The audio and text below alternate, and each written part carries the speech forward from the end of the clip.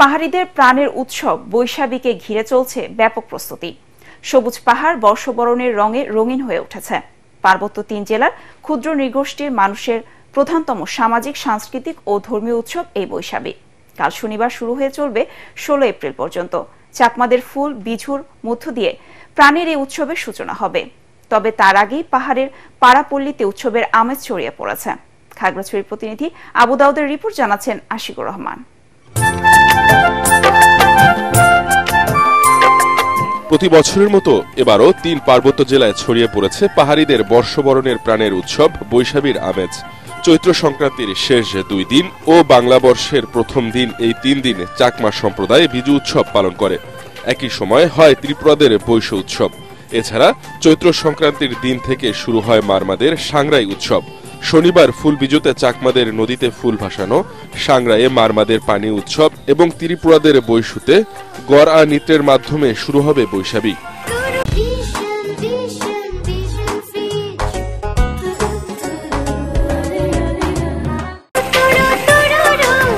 এখানে আমরা আত্মীয় স্বজন মিলিত হয়ে, বন্ধু বান্ধব মিলিত হয়ে আমরা বিজুতে সবাই উৎসবে মেতে উঠি। প্রত্যেকটি গ্রামে বিজু অনুষ্ঠান চলতেছে, খেলা চলতেছে।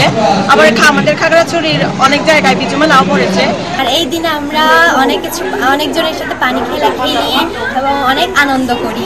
আমাদের অনেক ভালোই লাগে, কারণ এটা আমাদের ধর্মীয় ঐতিহ্যবাহী একটা গড়ের নৃত্য আছে, আমাদের ধর্মীয় ঐতিহ্যবাহী একটা নাচ।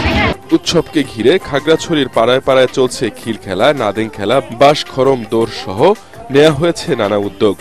আয়োজকরা জানান, ঐতিহ্যবাহী খেলাগুলো যাতে হারিয়ে না যায় সে উদ্দেশ্যেই নতুন প্রজন্মের কাছে তুলে ধরতে এসব আয়োজন।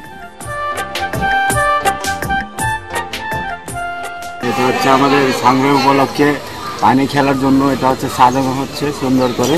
প্রতি বছরের না জাঁকজমকপূর্ণ যেভাবে হয় সেভাবে করার আমরা প্রস্তুতি নিচ্ছি। আপনারা ইতিমধ্যে দেখতে পাচ্ছেন আমাদের মঞ্চ অলরেডি কাজ শুরু চলতেছে। বৈশাখীকে শান্তিপূর্ণ করতে নিরাপত্তা ব্যবস্থা জোরদার করেছে আইন শৃঙ্খলা বাহিনী।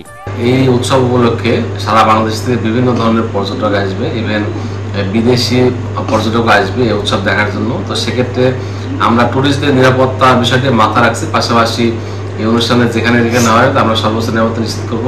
বৈশাখী উৎসবকে ঘিরে পাহাড়ের মানুষের বন্ধন দৃঢ় হবে, এমনটাই প্রত্যাশা এই অঞ্চলের বাসিন্দাদের। Bureau report, ATN Bangla.